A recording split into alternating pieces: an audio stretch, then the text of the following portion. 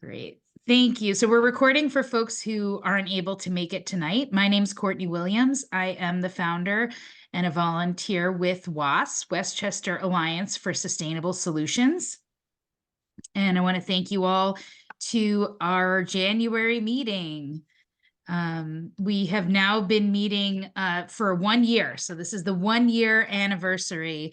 We had our first meeting, Zero Waste Task Force meeting in January of 2023. Now it's January 2024. So what is WAS, Westchester Alliance for Sustainable Solutions? It is an alliance of community organizations from Westchester County working to close the Wheelabrator trash incinerator in Peekskill, where the vast majority of Westchester County's garbage is burned. It is the largest industrial air polluter in Westchester County. It is the largest industrial source of greenhouse gas emissions in the county, and the residents of my city, Peekskill, are feeling the health effects of that in the immediate term, but we're all going to be dealing with the climate impacts of that in the longer term. So that's why we've all come here today to move Westchester County towards zero waste and shutter that trash incinerator. So for tonight, we're kind of going to do a bit of a retrospective and a prospective look. So we'll cover our successes in 2023.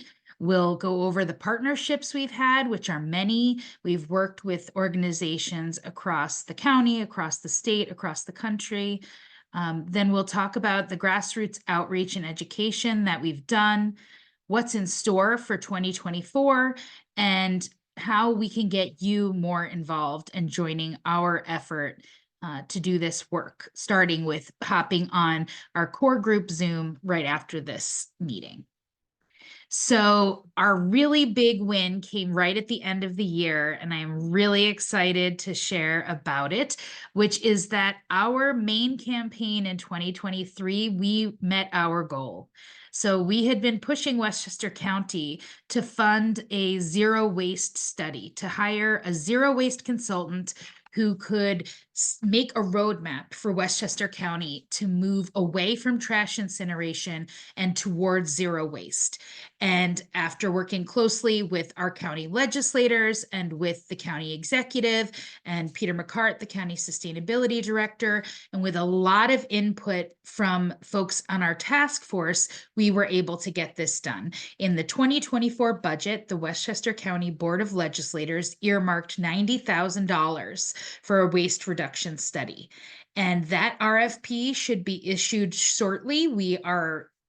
You're going to take action tonight as well, but we are pushing for the county executive and the Department of Environmental Facilities to really make that a certified zero waste consultant and a really actionable study that's going to give us a concrete plan for moving towards zero waste. And a large part of our success in getting that done was the over 300 individuals and over 25 elected officials and organizations from throughout Westchester County who signed a petition in support of that study, and then numerous others who reached out to the county executive, to their legislator, attended listening sessions, attended budget hearings, and just made sure they knew that we wanted zero waste to be a priority. So thank you all, and a big round of applause and virtual high five that our big ask was accomplished this year. We could not have done it without everyone's input.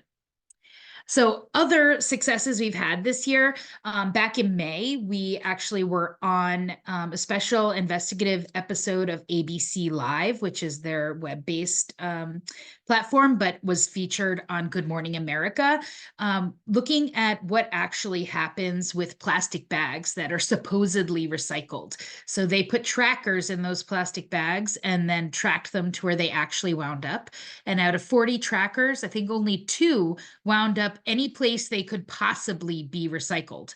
The vast majority wound up in landfills or incinerators.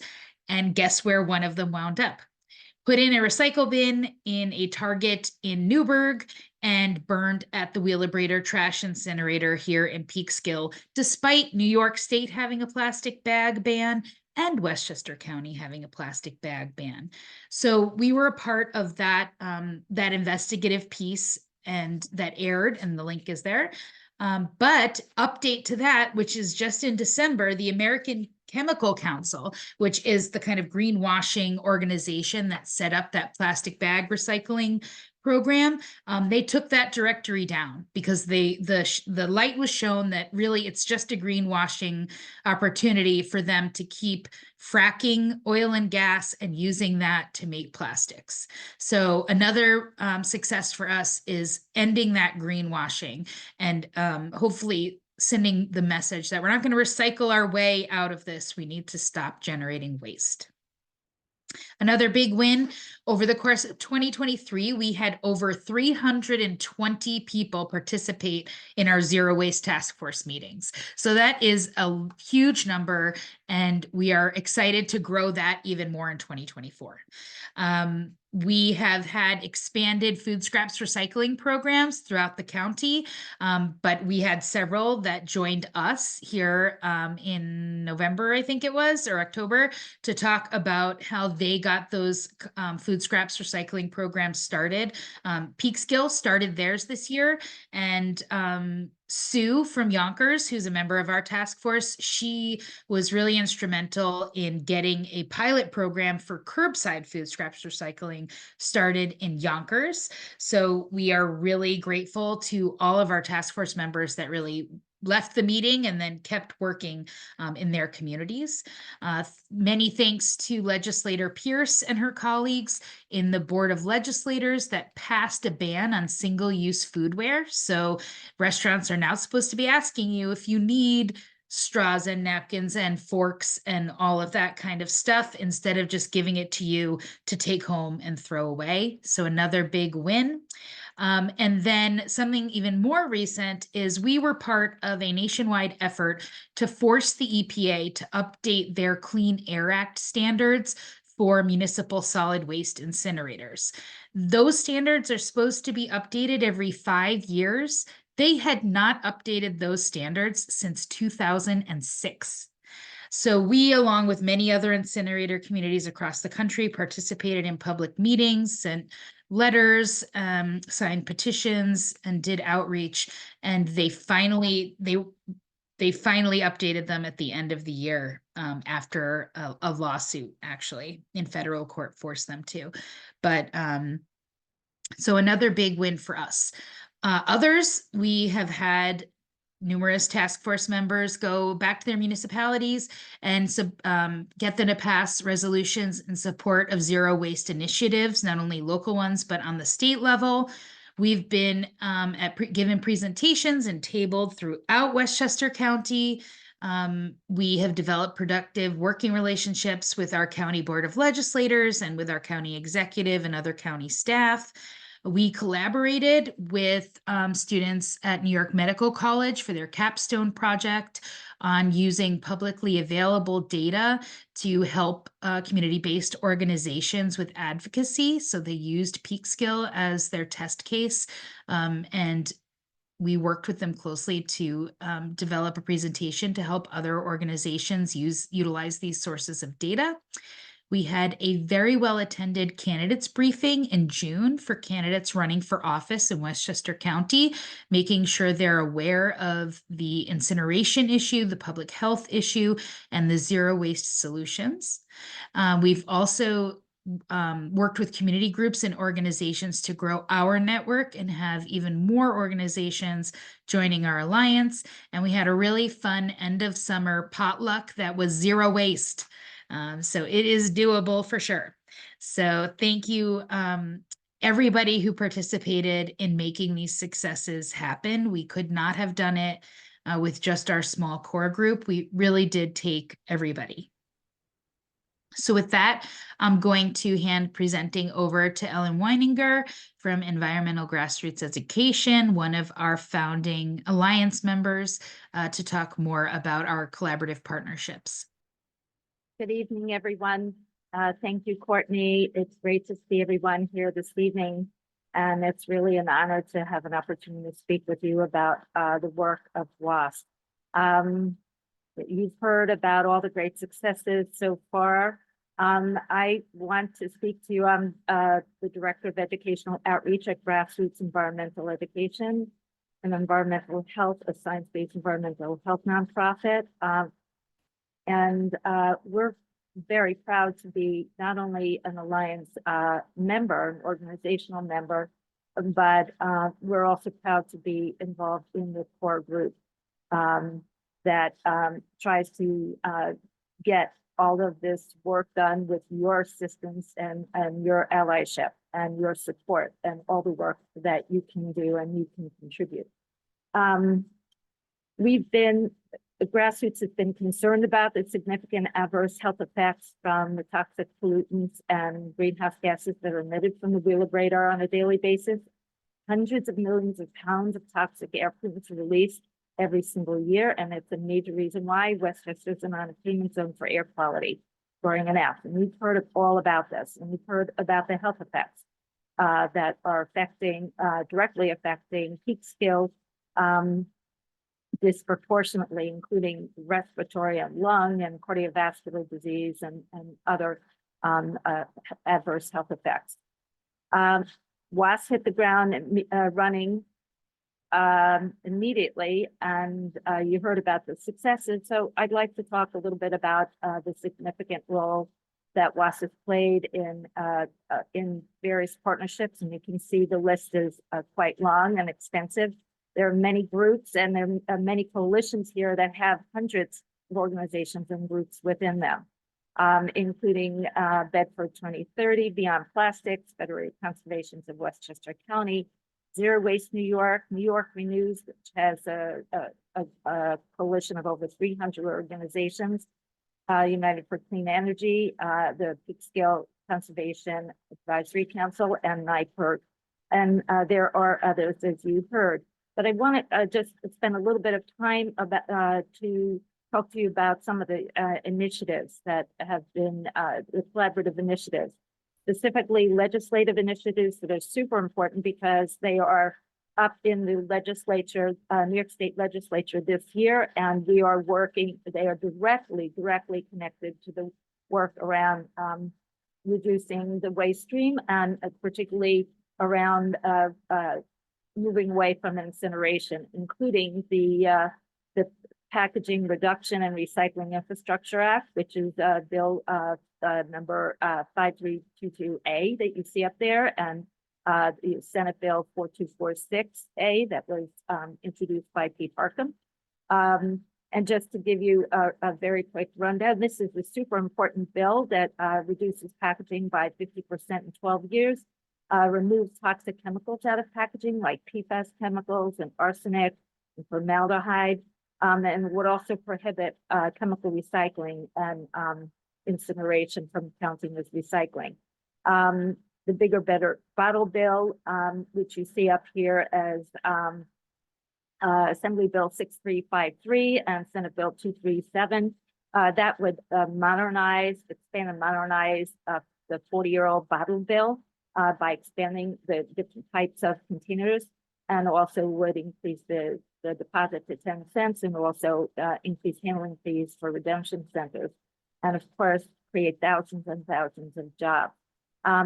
There's more to these two bills, which I can't get into here, but just know that these are significant, and it's a great way to get involved by getting involved in those legislative initiatives and helping WASP to help reduce the waste stream so that waste stream is significantly reduced for the wheelabrator. You see that New York State Solid Waste Management Plan is a statewide plan to move towards a circular economy. The DEC just released the final draft plan. And this is an important piece of the Climate Leadership and Community Protection Act plan to reduce the waste stream and move away from incineration and reduce landfill burden. Save the Hudson bill, you may have heard about that bill that was passed and was signed by the governor in August. Very important bill that prohibits the dumping of radioactive wastewater from the Indian Point spent fuel pools. That was a very major bill, took an enormous effort, and WAS is very proud to play an important part. You heard about the single-use foodware ban that was passed in Westchester County, and the New York is not disposable campaign is really this bigger, better bottle bill and packaging reduction recycling infrastructure act in combination. The EPA Clean Air Act update for incinerators, you heard that that was a national effort. Also, WASP works with New York Renews on many initiatives in support of the CLCPA, the New York climate law. And also, I just want to encourage you to jump in and join the core group if you can. You don't have to represent an organization or a community group. You can be an individual who cares about this issue deeply, and we hope you'll join in this evening or at our next meeting next week and make a difference, help make a difference. Thanks so much. Ellen? Thanks, Ellen. May I Richard, I'm ask just you a going to question? ask that we hold questions till the end Okay, I thought she was over. or drop them in the chat. Okay. All right. Okay. Okay, Lila, so is this you? Yep. yep, that's me. So hi folks, I'm Lila.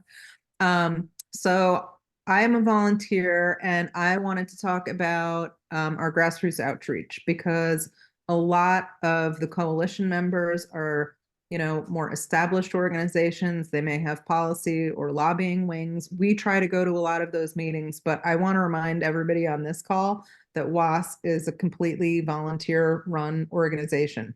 We are all just here in our spare time. So I want to talk about the kind of grassroots things that we're doing as individuals and ask for your help. Anybody can help. There's no bad ideas. Nothing is too little to contribute. So again, this is our monthly task force meeting, open to everybody. Please, everybody come. It's where we connect and strategize.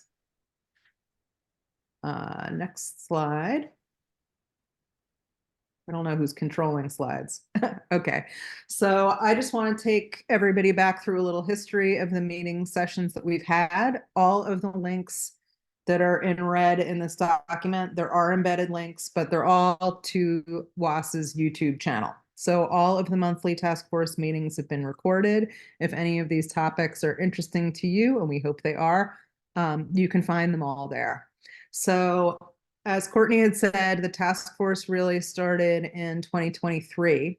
I joined in the spring, I think myself. So I had missed a couple, and I really want to point out that these two introductory sessions from 2022 were very helpful to get me up to speed. I am an environmental lawyer, but I worked on water issues. I didn't know much of anything about incineration.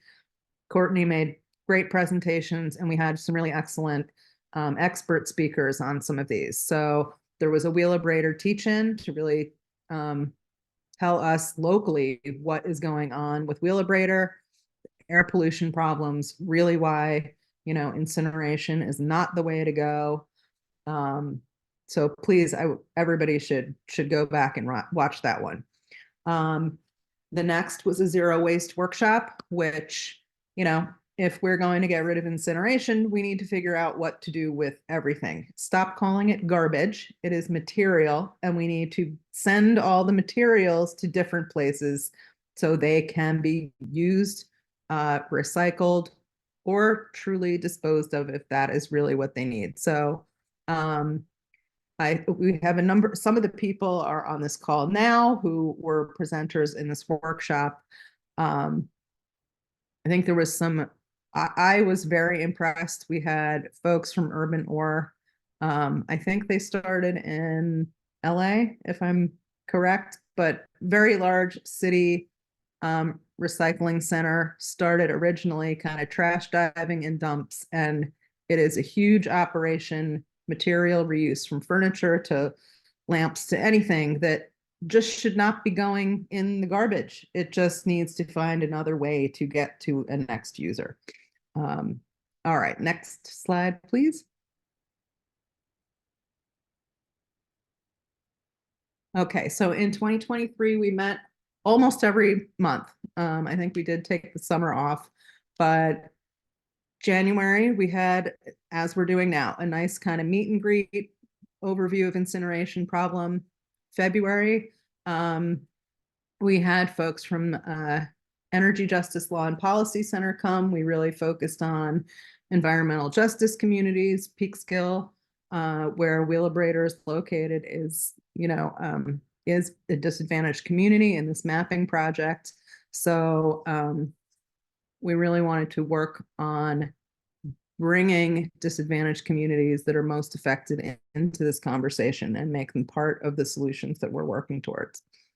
In April, we worked on single-use foodware, and I took a picture, which I'm having trouble putting in the chat, but I will give a little shout out to the bagel place that's by BJ's on Route 202. I forget the name of the bagel place, but I went in there, and prominently right at the cash register, they had the big county advisory about the recycling stuff. You had to ask for any utensils or things you wanted to take with you. So it was the first time I saw it this weekend or last week. So good for them. In May, we had coalition legislative updates. So Ellen talks a little bit more about that kind of work. Plastic bills, there are certain materials that have more legislative momentum around some kinds of solutions. But that leaves the rest of us to work on more local things, I think. I'd like to say that. So plastics recycling is big business, but we can do clothing, we can do materials, we can do compost, we can do so many other things without tremendous organizational power. Next, please.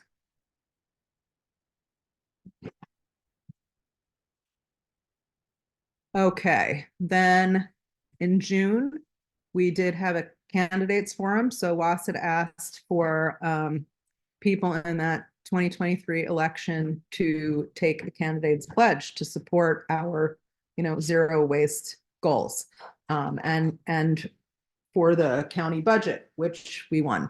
So we had a number of people who took the candidates pledge come and had a discussion about those sustainability issues. In September, we wanted to do just something more fun for all of our volunteers and people who get together every week and talk about these super fun topics. We had a good potluck meetup in Peekskill under the smokestacks, and just had a good time and got to meet each other face to face, people that we don't always see other than on Zoom. In October, we covered food scraps recycling. Courtney talked about that a little bit already before. There are a lot of initiatives starting in Westchester, so that's definitely a place where individuals can get plugged in and help grow those programs. November, we had another plastics coalition. It was the end of the legislative season, so there's always a lot going on. We really try to jump in, and this is where some of the bigger coalition partnership efforts come into play when we're working on state level issues. And in December, again, we wanted to be more festive and social. We had some wassailing with WAS. We did have some music and online festive fun. But, we talked about real issues, gift giving, not buying, using, regifting, those things you don't really want. So we did just a friendly, how to be lower intensive with our holiday gift giving season. Next, please. So that is the look back. Here is the plug I will give. We have a organizational survey. If folks would, if Caitlin, if you can drop that in the chat, if people would be so kind as to fill out this survey. We will not commit you to anything, but it really helps us to understand what people already do know about incineration or about zero waste, the things that you would like us to be presenting or finding experts on for our monthly calls.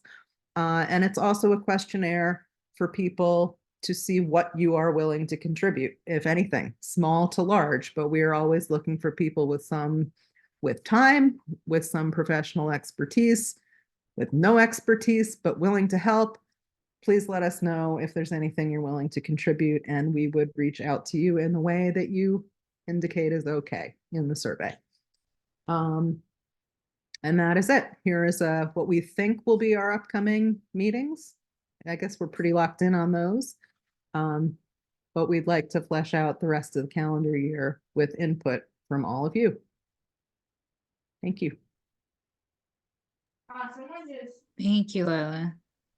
All right, so some more looking ahead for this year. So on January 29th, the Wheelabrator incinerator turns 40 years old. This is positively ancient as incinerators go. The average age that an incinerator is retired in this country is 26 years old, and our incinerator is 40. And that is another reason why we've been really pushing for the zero waste move, because if the county waits until this ancient incinerator finally bites the dust, we're going to be really caught in a jam. Whereas if we start immediately with going all out, moving towards zero waste, we can really save ourselves a lot of pain and a lot of cost. Quiet. Sorry, my son is playing video games in the next room and shouting.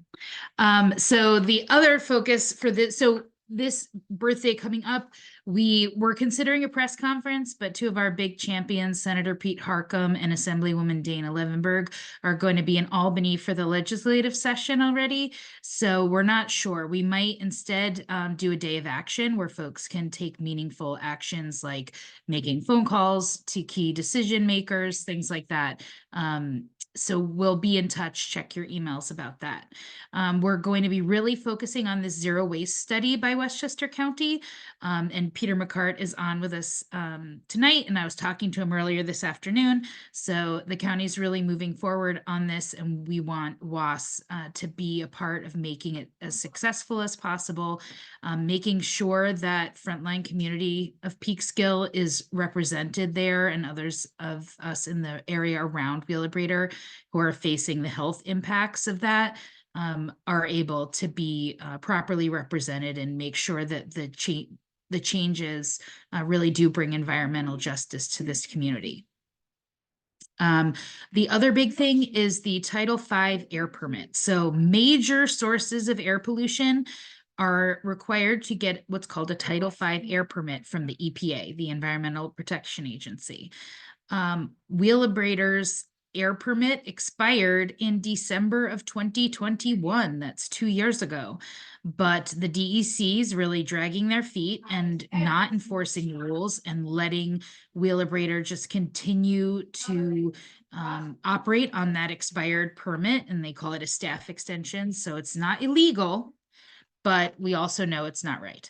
And so we want to be pushing towards, we want to find out why, we want to apply pressure in the right ways and move for this renewal so that we can get our trash incinerator facing the same limits that newer incinerators are facing. The other big initiative we have this year is the Peekskill Community Compost Program. So we've got tonight on our call, we've got folks from the Peekskill Conservation Advisory Council, as well as from the NAACP Climate Justice Committee that are all working on getting composting expanded in Peekskill, in the schools, in residences, and in public housing. So WAS has a community member, Travis Carpenter, who has stepped up to really lead this effort. And we're hoping WAS can really help move this forward and kind of be a hub for this kind of work. So we're excited for that to happen. And then our other big goal is to get you more involved. So we really want to grow our core group that meets weekly on Wednesdays at 7:30, that where we really dig down and get wonky and come up with the strategies to make these successes happen. And we also want to grow attendance at our zero waste task force meetings. And so always with these meetings, we have action items. And so tonight's action item, we have two different steps. The first is for everyone to email our county executive and your county legislator to thank them for securing the funding for that study, and to encourage them to retain a certified zero waste consultant to make sure this is an impactful initiative by the county. So tell them how important it is to you and your community, and let them know that you and WAS are looking forward to working with them. So if we can drop that link in the chat, that will take you to sample text, and you can just copy paste into an email. The email addresses are there and the text is there, and you can go ahead and send that email. So Caitlin dropped the link in the chat. I'm going to give everybody a minute or two to click through and send that thank you email. And this is going to let our elected officials know that the public will is there to make this happen. So when you're done sending the email, you can come back to the chat and just say done. And once we have folks mostly done, we'll move on. So go ahead and click through and do that right now.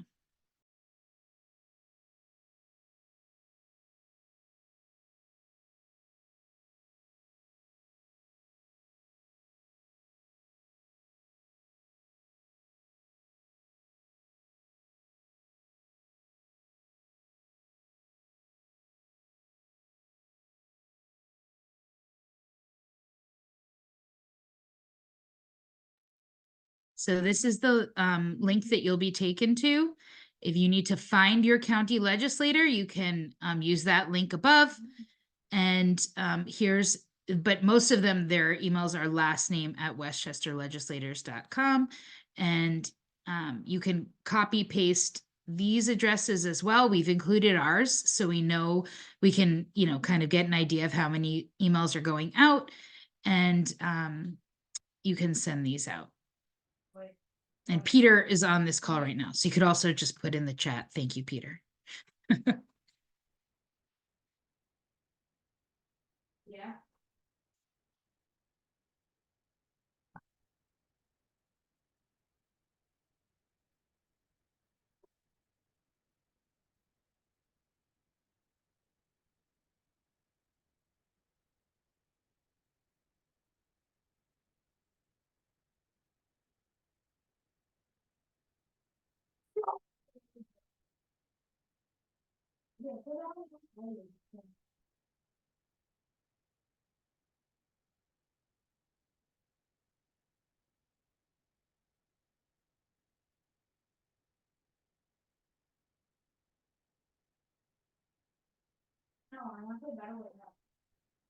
All right, so I see some folks in the chat are struggling.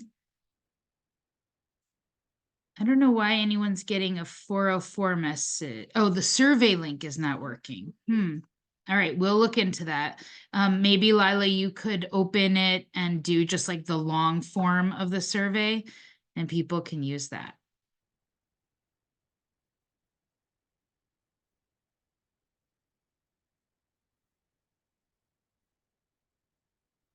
And I see some questions in the chat, like from Keiko, and we'll get to those in a little bit.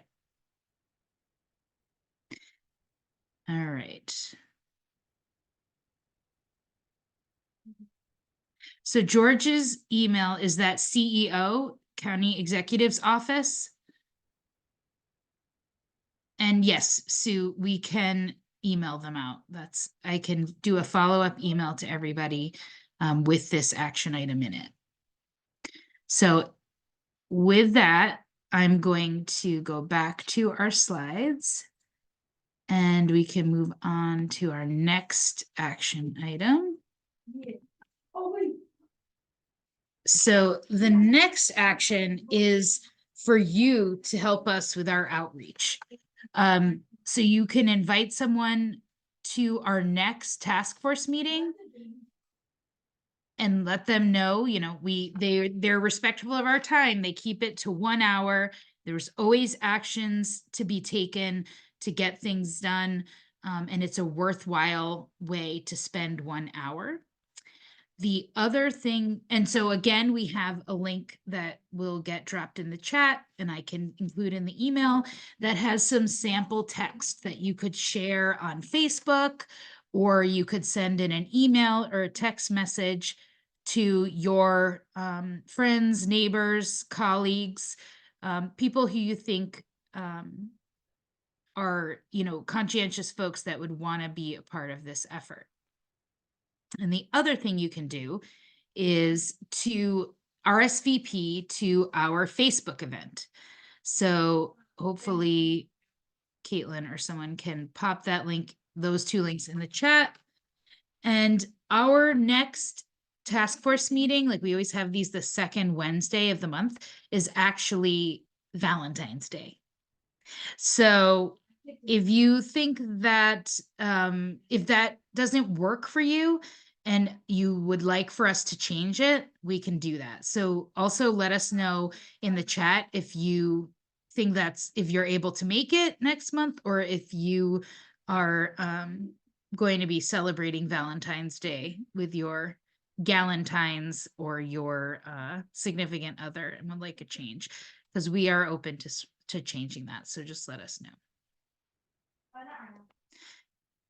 And if you don't follow WAS on Facebook, while you're there on the event link, go ahead and follow us. So this is the event link. And you can click on, it says event by Westchester Alliance for Sustainable Solutions. You can click on that and then make sure you click like, and that will let you see us in your feed and get notifications and things like that. But so go ahead and RSVP going, and then you can hit invite and you can share folks, share to folks on your feed or invite your friends that way. That really helps us to reach a lot of people that way, just kind of by organic reach, they call it. And of course, if you just want to text folks, the link at the bottom there is waspeekskill.org/meeting. And that is the link for them to register for these meetings. And it definitely seems like most folks are suggesting we change from the 14th. So if you RSVP to the event, you'll be sure to see what date we wind up moving it to.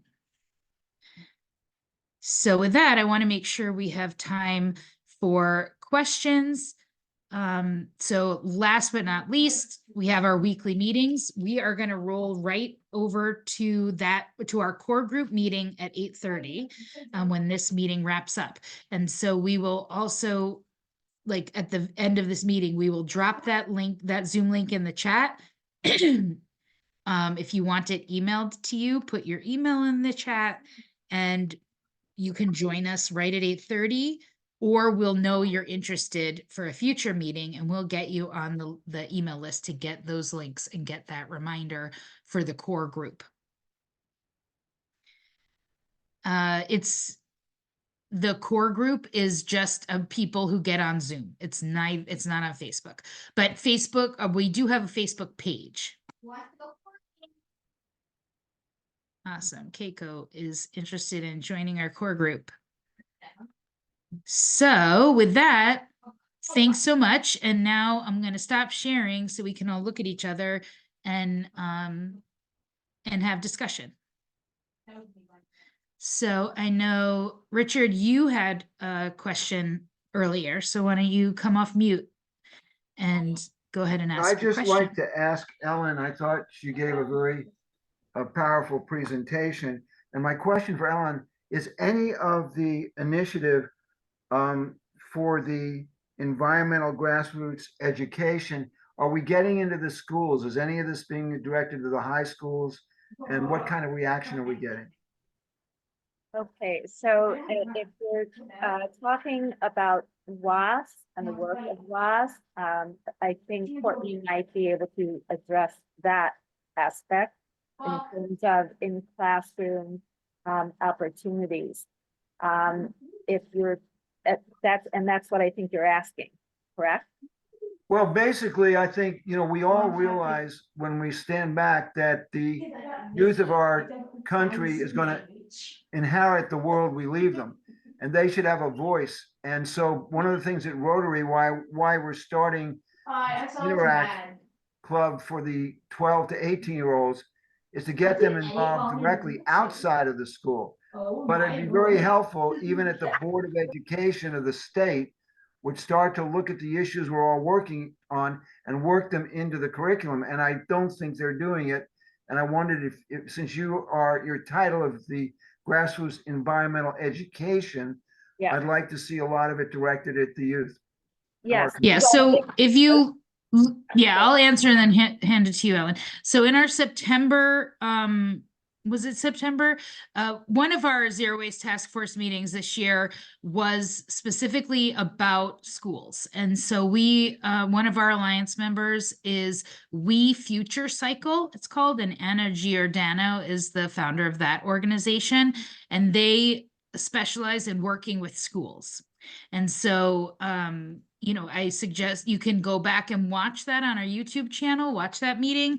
You can also reach out. We Future Cycle has a website, and they really work with schools and kind of, instead of WAS reinventing the wheel, we recommend folks reach out to them because they know the ins and outs of how to get composting working in schools.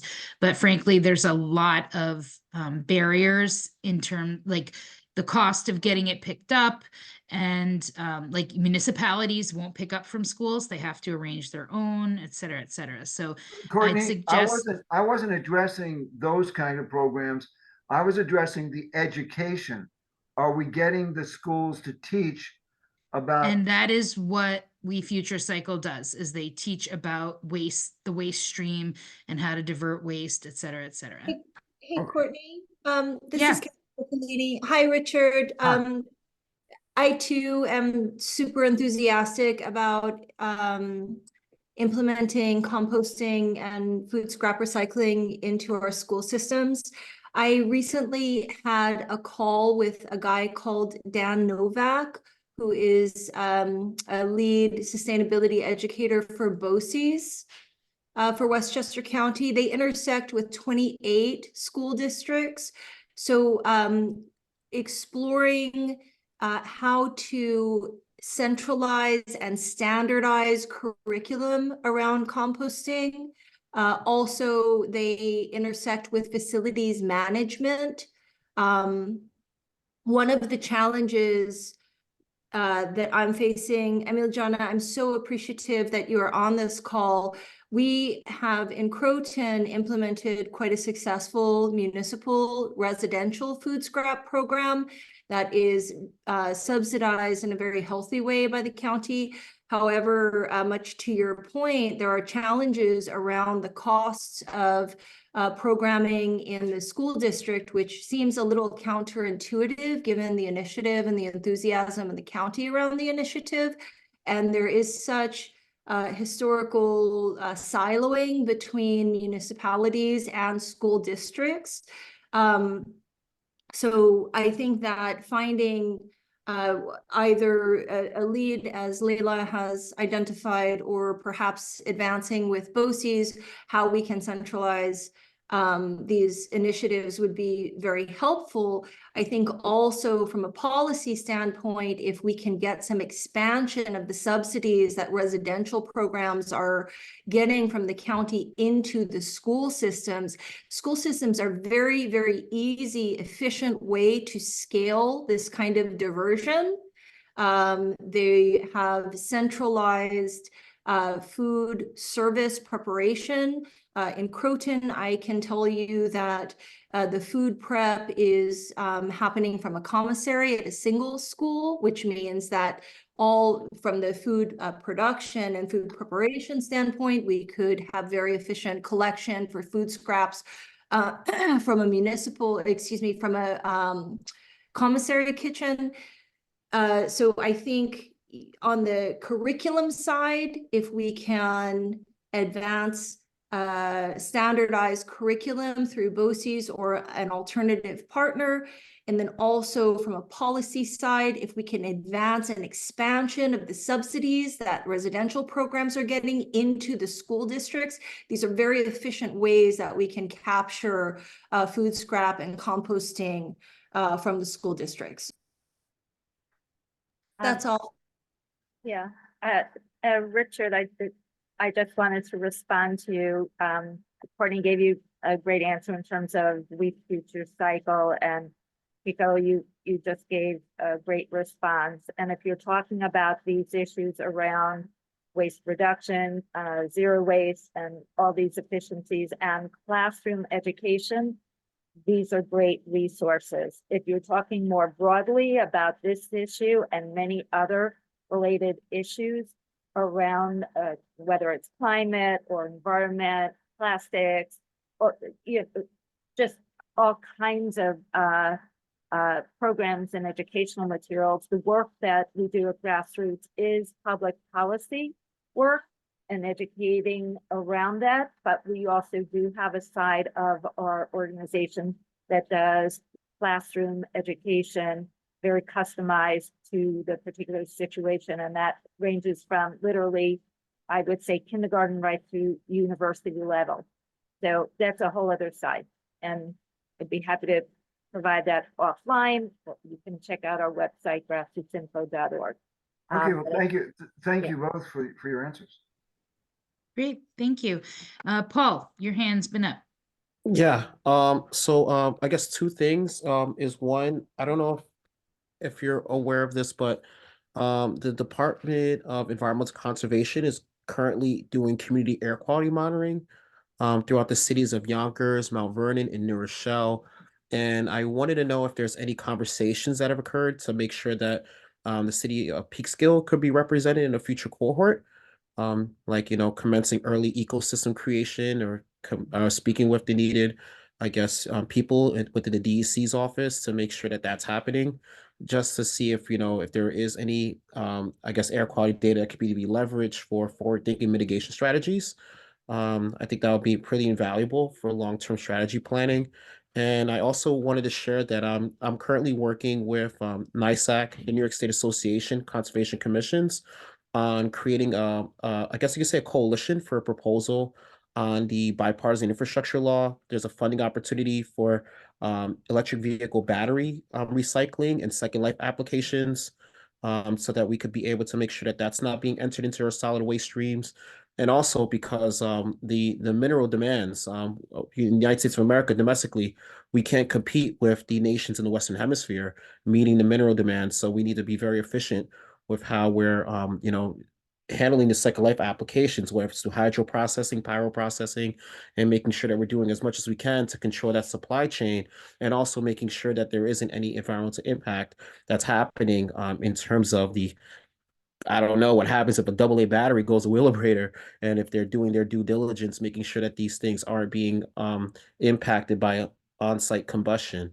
But I would like to see if there's a way that, if WAS could be involved in making sure that we could really have a dynamic proposal for that in New York State, making sure that we're kind of creating that network of all of the battery processing facilities and streamlining federal funding to make sure that transportation costs and overall accessibility costs are that much equitable in terms of access.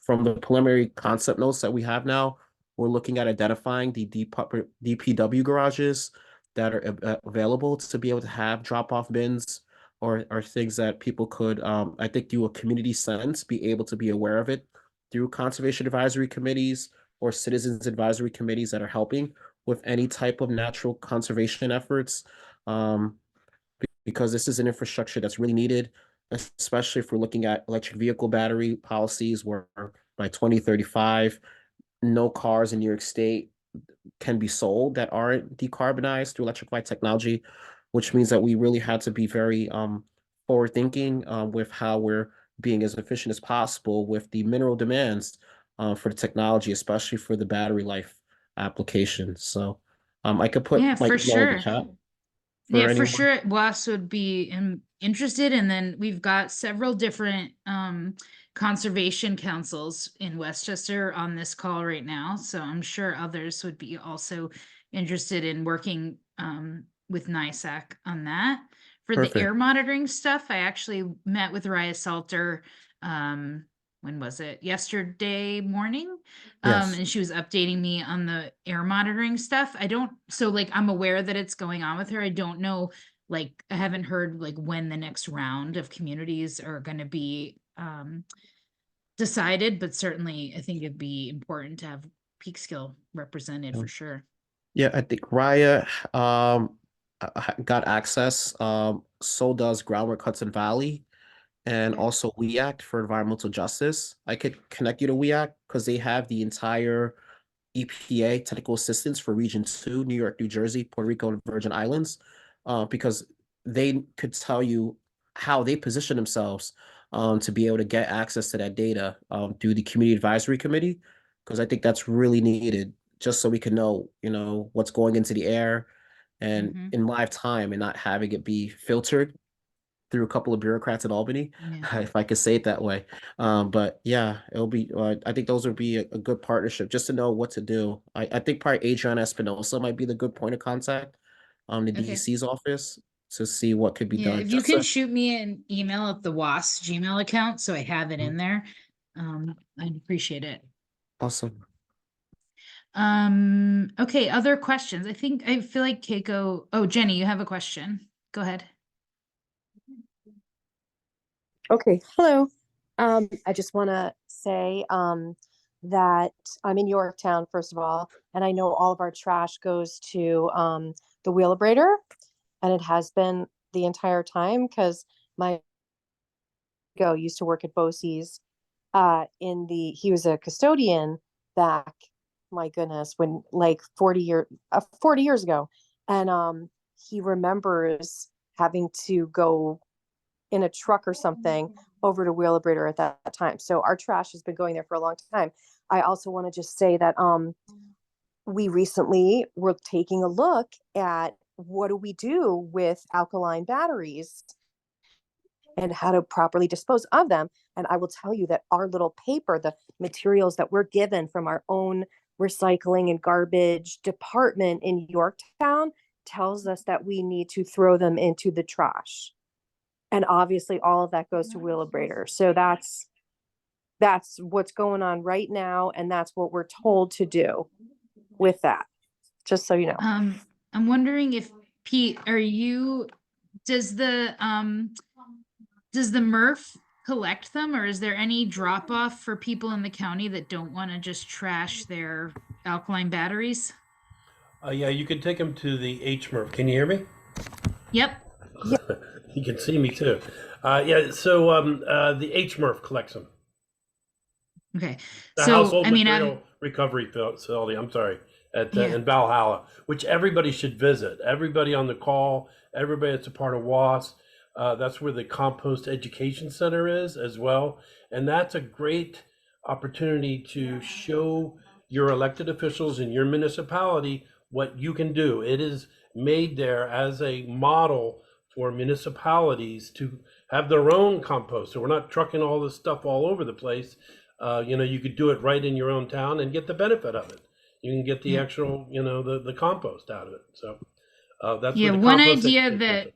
Sorry. one idea we're bantering around for a future task force meeting is a field trip to the facility to check it out, to organize that for folks. Great idea. But obviously it's a big ask to ask folks to drive from Yeah. Yorktown to Valhalla to recycle a battery. Yeah. So There it are might be, mail-in things that you can do and stuff like that. And some Yeah. municipalities, that's what we're going to talk about. What we talked about today, Courtney, sometime in Yep. February, whenever. There's some municipalities are collecting them for their residents. Scarsdale being one of them. But I think Larchmont or Mamaroneck also collects them. But again, you have to go and take them. You have to collect them and then take them. And if you Yeah, I've go seen through a lot of collection. batteries, that it makes sense. Yeah, I've seen some libraries have a drop off for both rechargeable and for alkaline.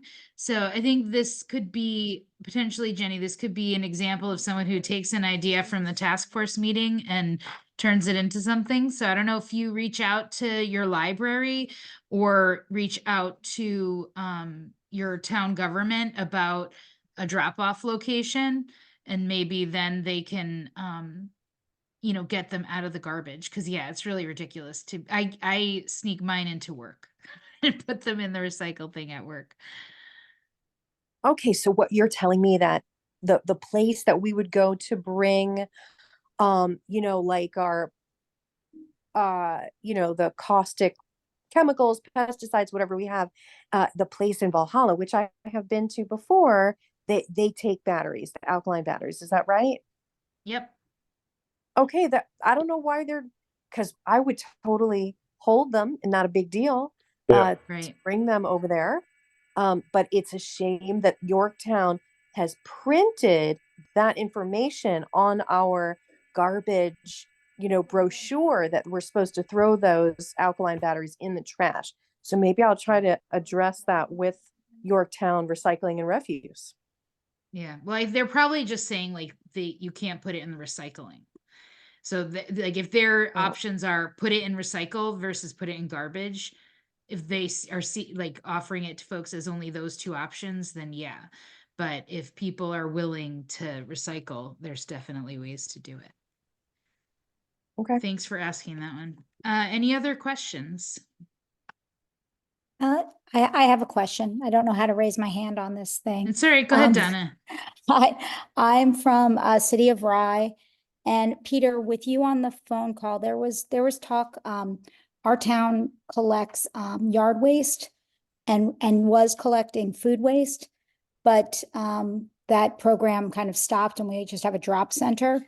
So there was talk of, if there was ever a place where commingled yard and food could be dropped in the county, that our officials would be open to that. But is there any plan for commingled in the future, Peter? Yes, there is, very much so. We're looking at a few sites for a kind of our own large scale composting facility. It's a bit of a struggle because land here is so expensive and there's Yeah. very little of it that it makes it very difficult. But we are aggressively, we want to do that. And there's a site right next to the spring that the county owns. It's not ideal. It's very sloped. It's a really steep hill, but there's still an opportunity to use that there. So yeah, it is in the works. I will say All that. right, like, and the subsidies, I thought expired at the end of the year. Were they renewed? They're always Or- they're not expiring. That's an ongoing Okay. yeah, that's an ongoing thing. Yeah, it's not expiring. And has anyone on the call, is any municipality doing the composting on site at their DPW? White Plains is, but Yes, I'm not from Okay. White Plains. I And there are am. several other there are several other municipalities that are in the process of making it happen. And like anything, it's not really easy. Nobody kind of wants it in their backyard type of thing. But White Plains has got a very happening spot there. Okay, and because Mhm. we're looking at some potential like machines that can do it. We just got some grant money from the CEC program, and we're looking to potentially have an on-site composter. It probably wouldn't handle everything, but it could reduce some of what's being trucked today. So if anyone knows anything about that, it can also say something in the chat and I can get in touch. But doing research on that, so if anyone already knows things, it would be helpful. Thanks, All right, Donna. that's it. Thank you, everyone. Thank you, Peter. Yes. Donna, I would suggest getting in touch with the White Plains DPW and look up the number for you. I can't remember it offhand, but I'll put it in. Okay. All right, thank you. And somebody just mentioned the sustainable materials site in Cortland. That's where all the food scraps that are collected that are part of the county RoofSTAD, Residential Food Scrap Transportation and Disposal Program. That's a mouthful. That's where it's all taken currently now. It's not. It was initially being trucked up to Ulster County, and that's certainly not good for the environment. And so now it's going to Cortland. Yeah, and we had Anthony, who is head of sustainable materials, as part of our food scraps recycling zero waste task force meeting. So he's a member of the Cortland Conservation Advisory Council. So he switched hats back and forth as a community member and as an industry expert. So if you're interested in more about food scraps recycling, definitely go on our YouTube page and watch that zero waste task force recording. Lots of good info in there. So with that, we are a few minutes over, and I wanted to thank you all for coming, and look in the chat again. We're going to end this meeting, and then the core group folks are going to hop on to the other Zoom for an abbreviated core group meeting tonight, where we talk more about, the priorities we laid out with you, but like actually doing the stuff. So we invite you to join us for that. And if you can't join us this week and you put your email in the chat, Caitlin got that. Otherwise, you can email us at waspeakskill@gmail.com, and we will add you on to the meeting invite for next week. So thank you all for coming. Happy New Year. And we're really looking forward to working with you in 2024 to keep these big wins coming. Have a good night, everybody.